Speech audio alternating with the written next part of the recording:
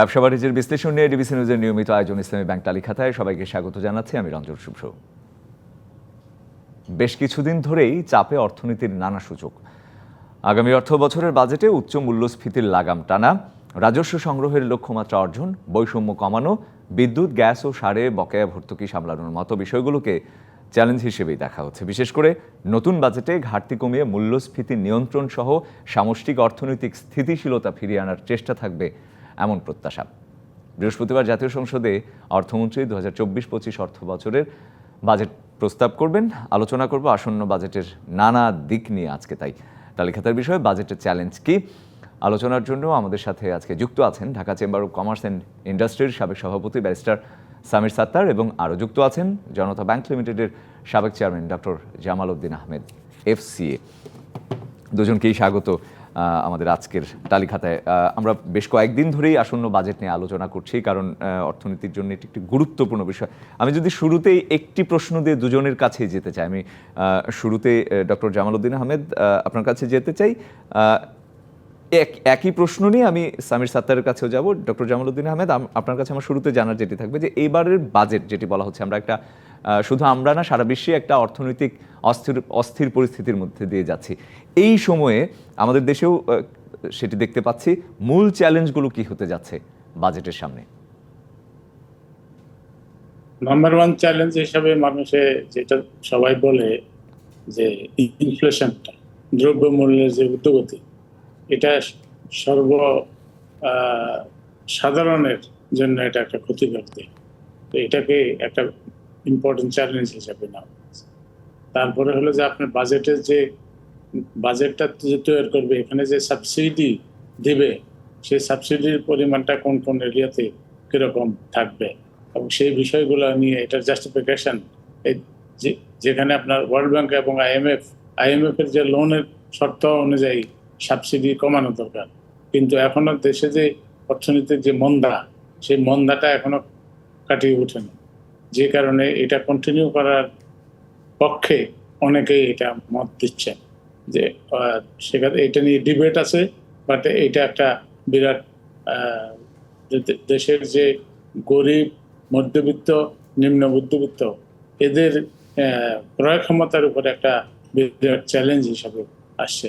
এবং সেই ক্ষেত্রে আপনি যদি সাবসিডিকে কমান, তাহলে এরা ক্ষতিগ্রস্ত হবে, সাধারণ জনগণ ক্ষতিগ্রস্ত হবে। অপরদিকে আপনার বিদ্যুতের দাম যেভাবে বাড়ানো হচ্ছে, সেটাতে আপনার ম্যানুফ্যাকচারিং গুডস অ্যান্ড সার্ভিস ইন্ডাস্ট্রিতে যে এটার ইম্প্যাক্ট বিদ্যুতের দামের কারণে, সেটাও কিন্তু একটা চ্যালেঞ্জ।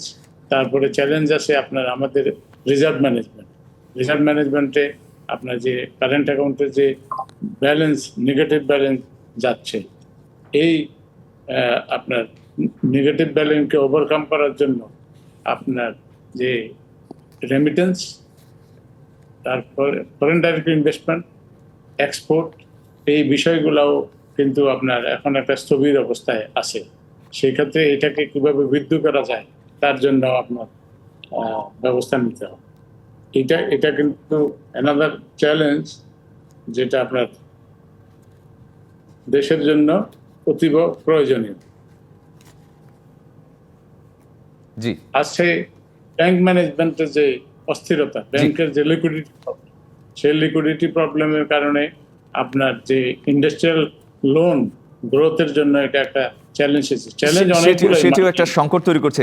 ডক্টর জামাল উদ্দিন আহমেদ, আমি ব্যাংকের প্রসঙ্গে আসবো আপনার কাছে। আমি জেনে নিচ্ছিলাম যে একদম মোটা দাগে কোন চ্যালেঞ্জগুলো, নিশ্চয়ই ফিরবো আপনার কাছে। ব্যারিস্টার সামির সাত্তার, আপনার কাছে আমার একইভাবে প্রশ্ন থাকবে। এইবারের বাজেটের সামনে মূল চ্যালেঞ্জগুলো কি হতে যাচ্ছে? জি, ধন্যবাদ। আমার জালাল সাহেব যেটা বললেন, জামাল উদ্দিন সাহেব যেটা বললেন, সেটার সঙ্গে আমি একমত। কারণ সবাই আমরা জানি যে সবচেয়ে বড় যে সমস্যাটা আমাদের আসন্ন বাজেটে, সেটা হচ্ছে ইনফ্লেশন কন্ট্রোল, মূল্যস্ফীতিটাকে কন্ট্রোল করে নিয়ন্ত্রণে আনা, এবং স্পেশালি আপনার ফুড ইনফ্লেশন যেটা আছে, জেনারেল ইনফ্লেশন তো আছেই, ফুড ইনফ্লেশন এখন কিন্তু অনেক চরম পর্যায়ে কিন্তু বেড়ে গিয়েছে, এবং এটার ইফেক্টটা কিন্তু আপনার ডাইরেক্টলি জনসাধারণ মানুষ যারা আছেন তাদের উপর কিন্তু পড়ছে। এবং আমি গতকালকেও একই কথা বলেছি, আজকেও একই কথা বলবো, যে এবারের আসন্ন বাজেটটা কিন্তু জনবান্ধব এবং ব্যবসা বান্ধব দুটোটাই হতে হবে যদি আমাদের সামনে এগিয়ে যেতে হয়। কারণ জনবান্ধব কেন? কারণ কথা হচ্ছে যে হারে জিনিসপত্রের দাম বেড়েছে, সেই হারে কিন্তু মানুষজনের ক্রয় শক্তি কিন্তু সেভাবে বাড়ে নাই। সেভাবে মানুষজনের স্যালারি বলেন, ইনকাম বলেন, সেভাবে বাড়ে নাই। এবং সাধারণ জনগণ কিন্তু খুব চাপের মুখে আছে, এটা আমি বারবার বলছি। তো নেক্সট বাজেটে এই আমাদের বর্তমান সরকারের সেটা হবে সবচেয়ে ইম্পর্টেন্ট অ্যাসপেক্ট কনসিডার করার জন্য। এবং সেটা যারা আরো মানে লো ইনকাম গ্রুপ লোকজন আছেন, তাদের জন্য তো একটা সোশ্যাল সেফটি খাতে এবং সিকিউরিটি খাতে তো একটা অ্যালোকেশন রাখা হয়েছে, সেটা খুবই গুরুত্বপূর্ণ। সেটার দিক দিয়ে আমরা মনে করি যে সেটা অলরেডি সরকার চিন্তা করছে। কিন্তু ফুড ইনফ্লেশনটাকে কিভাবে কমানো যায় এবং সেটার জন্য যেসব স্টেপস গুলো নেওয়া দরকার, সেগুলো কিন্তু আগে প্রায়োরিটি বেসিসে নিতে হবে। কারণ খাদ্য এমন একটা জিনিস যেটা সবাইকে এফেক্ট করে, সেটা বড় হোক, ছোট হোক, মেজ হোক, যেই হোক, আপনার সবাইকে এফেক্ট করবে। তো এইখানে আন্তর্জাতিক বাজারে দাম কমলেও আমাদের এখানে কেন কমছে না, সেই জিনিসপত্রগুলো দিয়ে কিন্তু স্পেশাল অ্যাটেনশন দিতে হবে। এবং আমি কোনো অর্থনীতিবিদ না, কিন্তু যখন আমি ইকোনমিস্টদের সঙ্গে কথা বলি, তখন তারা বিভিন্ন মানে সাজেশন গুলা যে দেয়, যে ইনডাইরেক্ট ট্যাক্সের কথা, তারপর আপনার ভ্যাটের কথা, যেখানে যেটা সম্ভব সেটা করে আপনার এই ফুড ইনফ্লেশনটাকে কমাতে হবে। মার্কেট মনিটরিং বলেন, জি। সাপ্লিমেন্টারি ডিউটি বলেন, সব দিক দিয়ে। রেভিনিউ কালেকশনের কথা জামাল সাহেব বললেন, সেটা তো ডেফিনেটলি একটা বড় আমাদের সবসময় চ্যালেঞ্জ রয়ে গিয়েছে, যে আমাদের ট্যাক্স টু জিডিপি রেশিও বলা যায় অনেক কম অন্যান্য দেশের তুলনায়। এবং আমার এখানে যেটা সাজেশন হচ্ছে যে আপনার রেভিনিউ কালেকশনের, আমরা এখন দেখছি যে এগ্রেসিভ, এনবিআর খুব এগ্রেসিভ হয়ে গেছে ব্যবসায়ীদের সবার কাছ থেকে ট্যাক্স কালেকশন করার জন্য। এখানে একটা হেলদি ব্যালেন্স আনতে হবে, কারণ এসব যখন আমরা ক্রাইসিস ফেস করি, তখন এই বা চ্যালেঞ্জ যদি বলেন, যেসব যে ইকোনমিক চ্যালেঞ্জেস যখন আমরা ফেস করি, তখন কিন্তু আপনার এই পাবলিকের এক্সচেকারেরও কনসিডারেশনে থাকতে হবে এবং প্রাইভেট ইন্টারেস্টটাকেও দেখতে হবে, যেন ওই এগ্রেসিভ ট্যাক্স কালেকশন করতে যে যারা এক্সিস্টিং ব্যবসা আছে, সেটা যেন না ধসে পড়ে। তারা যেন তো কোনো সেই ধরনের জায়গাগুলো আমাদের দেখতে তারা হবে। যেন কোনো ধরনের সংকটের মুখোমুখি না পড়েন, সেটি আসলে আপনি বলতে চাচ্ছেন। ব্যারিস্টার সামির সাত্তার, আমি Definitely. বুঝলাম আপনার কথা। যে আমি নিশ্চয়ই আবারও অন্য আরেকটা প্রসঙ্গে আপনার কাছে আসবো। তার আগে ডক্টর জামাল উদ্দিন আহমেদ, আপনার কাছে আবারও যেতে চাই। আপনি একটু আগে ব্যাংকের যেই সংকটের কথা বলছিলেন, ব্যাংকিং খাতে এক ধরনের অস্থিরতা আমরা দেখতে পাচ্ছি। এই অস্থিরতা কি আসলে আসন্ন বাজেটের লক্ষ্যমাত্রা পূরণে কোনো ধরনের প্রভাবক বা প্রভাব ফেলবে কিনা, যাই বলেন না কেন, সেটি কাজ করবে কিনা এই অস্থিরতা? এই প্রবলেমটা তো একদিনে সৃষ্টি হয় না, নাম্বার ওয়ান। নাম্বার টু হলো, এই problem unless you sort it out, এটাকে যদি সর্ট আউট না করেন, তাহলে এই প্রবলেম তো কন্টিনিউ করবে। এবং সেই প্রবলেম যাতে কন্টিনিউ না করে, ওর জন্য মেজারগুলো দরকার। ব্যাংকিং সেক্টরে যে কর্পোরেট গভর্নেন্স, যেটা প্রত্যেকে বলছে যে সুশাসনের মানে নাই এখানে। সুশাসনের অভাবে এই ব্যাংকিং সেক্টরটা আপনার একটা ধ্বংসের দিকে যাচ্ছে, এবং সেইটাকে আপনাকে উদ্ধার করার জন্য আপনার এটার দরকার হলো রাজনৈতিক আপনার সিদ্ধান্ত। এটা রাজনৈতিক অর্থনীতিকে পরিচালনা করে কিন্তু রাজনীতিকরা। সেইখান থেকে রাজনৈতিক ইচ্ছার সদিচ্ছা সকল সদিচ্ছা আমরা যাই বলি না কেন, সদিচ্ছা থাকা উচিত। তো সেই ক্ষেত্রে সেটা যদি নিয়ে কাজগুলো করা হয়, তাহলে ব্যাংকিং সিস্টেম রেগুলার হবে। যদি আপনি ধরেন ব্যাংকের যে ডিপোজিটারদেরকে অনেক অনেক ইকোনমিস্ট দাবি করে যে ডিপোজিটাররা ব্যাংকে লোন দিচ্ছে, কারণ যদি 6% ডিপোজিট রেট দেন, আপনি 9% আপনি ইন্টারেস্ট চার্জ করবেন বড়োয়ারদের কাছ থেকে। এখন আপনার সেটা একটা সময় নির্দিষ্টভাবে আটকানো রাখা হয়েছিল। এখন অনেকে বলেন যে এটাকে রিল্যাক্স করা উচিত। রিল্যাক্স কত দূর পর্যন্ত? এখন দেখা যাবে যে দেশের যে চাহিদা অনুযায়ী এখন বড়োয়ারদেরকে আপনি দিচ্ছেন লোন, কিন্তু ছোটগুলোকে দিচ্ছেন না। ছোট ইন্ডাস্ট্রি থেকেই তো একসময় বড় হবে, এবং সেটা যদি আপনি এসএমই তারপরে আদার যে সমস্ত ইন্ডাস্ট্রিগুলো আছে এগুলার কিন্তু এখন অবস্থা খুব নাজুক অবস্থায় আছে, এবং এটাকে উদ্ধার করার জন্য আমাদের যে আপনার ধরেন যে যে বিজনেস লিডার যারা তারা তাদের বক্তব্য শুনলে অনেকটা আরো পরিষ্কার, তারা রিয়েল লাইফে বিজনেস তাই সেই ক্ষেত্রে তাদেরকে আপনারা জি, তাদেরকেও স্বস্তি দিতে হবে এবং সরকারকেও আসলে কার্যকর কিছু পদক্ষেপ নিতে হবে। সেই সব বিষয় নিয়ে আলোচনা করবো আরো বিস্তারিত। একটা বিরতির সময় হয়ে গেছে। বিরতি থেকে ফিরে ব্যারিস্টার সামির সাত্তার, আপনার কাছে আমার প্রশ্ন থাকবে ব্যবসায়ী হিসেবে আপনার প্রত্যাশাগুলো কি কি? আমরা একটু আগে আপনি প্রত্যাশার কথা বলছিলেন, সেগুলোই একটু বিস্তারিত শুনবো। দুজনেই থাকুন আমার সাথে। একটা বিরতি থেকে ফিরে এসে একই প্রসঙ্গ নিশ্চয়ই আবারও কথা হবে। বিরতি নিচ্ছি। ব্যবসা বাণিজ্যের বিশ্লেষণে ডিবিসি নিউজের নিয়মিত আয়োজন ইসলামী ব্যাংক টালিখাতায়। ফিরছি শিগগিরই, সঙ্গে থাকুন। আবারও স্বাগত। ইসলামী ব্যাংক টালিখাতায় আজকে আমাদের সাথে আছেন ব্যারিস্টার সামির সাত্তার এবং ডক্টর জামাল উদ্দিন আহমেদ এফসিএ, এবং আজকে আমাদের আলোচনার বিষয় বাজেটের চ্যালেঞ্জ কি। বিরতির পর আবারও স্বাগত। আমি বলে গিয়েছিলাম যে বিরতি থেকে ফিরে এসে ব্যারিস্টার সামির সাত্তারের কাছে আমার প্রশ্ন থাকবে যে ব্যবসায়ী হিসেবে কি প্রত্যাশা এই বাজেটে, সেটি দিয়েই আসলে শুনতে চাই আপনার কাছে। শুরু করতে চাই ব্যারিস্টার সামির সাত্তার। দেখেন, ব্যবসায়ীদের পক্ষে আমি কোনো বড় বা ব্যবসায়ী না, কিন্তু আমি সবসময় ব্যবসায়ীদের পক্ষে কথা বলে এসেছি এই কারণে, কারণ যেহেতু আমি একটা চেম্বারের পজিশন আমি লিড করেছি। এখন ব্যবসায়ীদের, এবং যখন আমি ব্যবসায়ী বলি, বড় বড় ব্যবসায়ীরা তো আছেই, বাট ক্ষুদ্র ব্যবসায়ীদের উপর একটু আমাদের ফোকাস করা উচিত। গত বছরের প্রথম থেকেই কিন্তু ক্ষুদ্র ব্যবসায়ীরা কিন্তু একটা অসাধারণ চাপের মুখে আছে। আপনার জ্বালানির দাম বাড়লো, বিদ্যুতের দাম বাড়লো গত ফেব্রুয়ারি মাসে। তখনই কিন্তু আমরা বলেছিলাম যে এই মানে রাশিয়া ইউক্রেন যুদ্ধের যে নেতিবাচক যে প্রভাবটা, সেই নেতিবাচক প্রভাবটা কিন্তু আপনার যারা যারা ক্ষুদ্র ব্যবসায়ী তাদের উপর কিন্তু মানে একদম চরম পর্যায়ে যে ল্যান্ড করেছে। তখন তারা দেখলো যে তারা কিন্তু হিমশিম খাচ্ছে। এই যেহেতু বাজারে ডিমান্ড কমে গিয়েছে, মানুষের ক্রয় ক্ষমতা মানে ওভাবে আর মানুষজন খরচ করছিল না, এবং মূল্যস্ফীতি, জিনিসের পণ্যের দাম বেড়ে গিয়েছে, সবকিছু দিক দিয়ে কিন্তু দেখা যাচ্ছে যে একটা চাপের মুখে ব্যবসায়ীরা ছিল। এরপরে আসলো হচ্ছে আপনার ইন্টারেস্ট রেট। যখন ইন্টারেস্ট রেটটাকে এই 9-6 ইন্টারেস্ট রেটটা যখন করে দিল, ছেড়ে দিল, যখন ইন্টারেস্ট রেট বেড়ে গেল, তখন কিন্তু আপনার কস্ট অফ ডুইং বিজনেসটাও কিন্তু বেড়ে গেল। তো তখন ব্যবসায়ীরা কিন্তু ওইভাবে প্ল্যান করে নাই যে এই ইন্টারেস্ট রেটটা যে ছেড়ে দেওয়া হবে বা আমার ইন্টারেস্ট রেটটাকে যে বাড়িয়ে দেওয়া হবে। এর সঙ্গে সঙ্গে জামাল সাহেব যেটা বললেন যে সাবসিডিটা উঠিয়ে দিচ্ছে, সবকিছুই ভালো।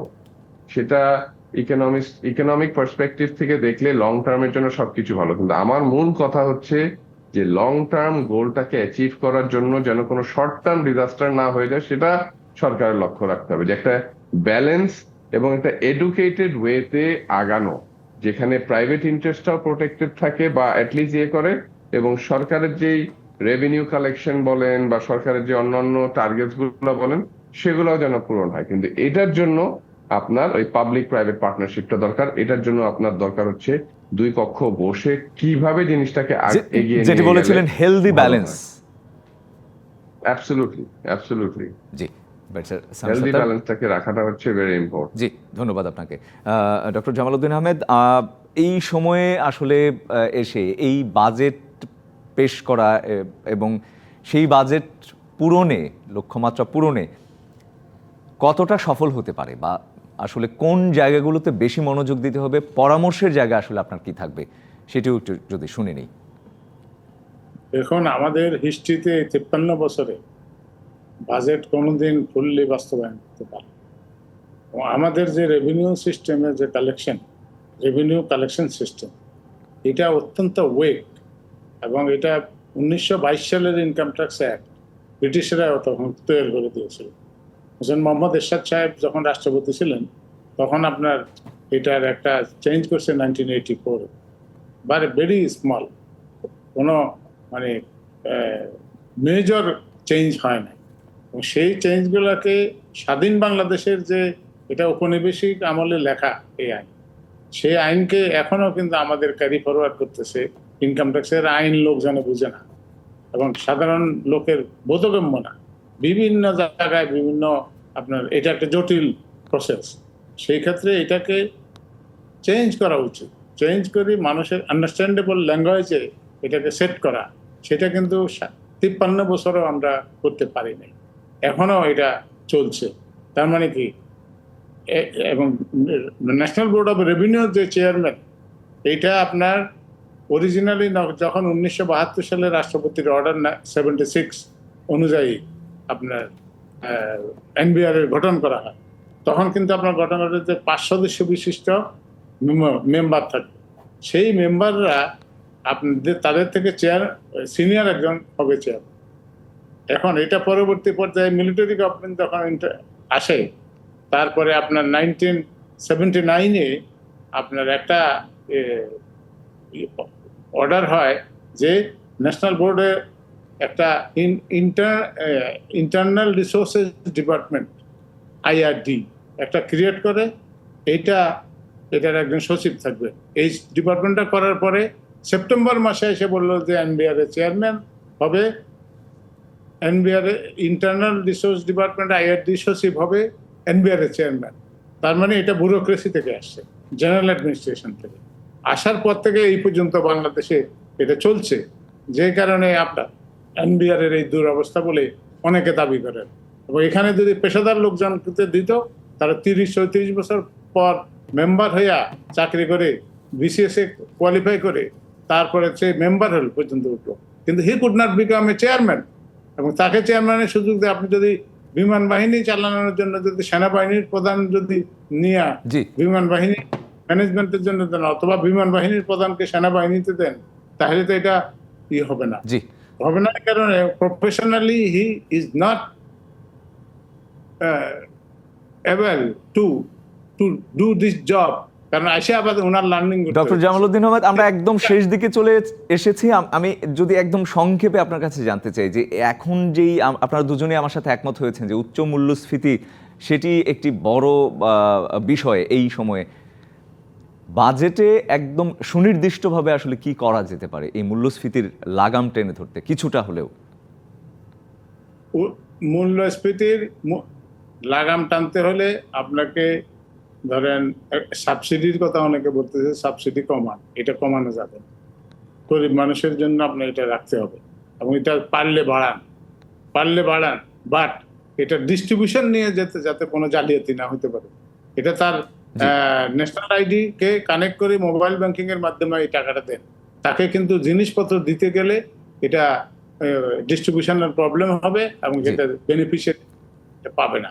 এটা হলো একটা। তারপরে হলো যে আপনি ধরেন আপনার এক্সপোর্টটা আপনাকে বাড়াতে হবে, এক্সপোর্ট বাড়ায় আপনার রিজার্ভের পজিশনটা আপনার স্টেবল করতে হবে। রেমিটেন্সের যে বলা হয় 47%, আমরা দেখেছি কিছুদিন আগেও সেটি বেড়েছে, সেটিরও এক ধরনের ধারাবাহিকতা রাখা উচিত। দুজনকে অসংখ্য ধন্যবাদ। আমরা একদম শেষ দিকে চলে এসেছি। আজকে আমাদের সাথে যুক্ত হয়ে টালিখাতায় সময় দেওয়ার জন্য অসংখ্য ধন্যবাদ আপনাদের দুজনকেই। থ্যাংক ইউ, ধন্যবাদ। ব্যবসা বাণিজ্যের বিশ্লেষণে ডিবিসি নিউজের নিয়মিত আয়োজন ইসলামী ব্যাংক টালিখাতা আজ এ পর্যন্তই। সঙ্গে থাকুন।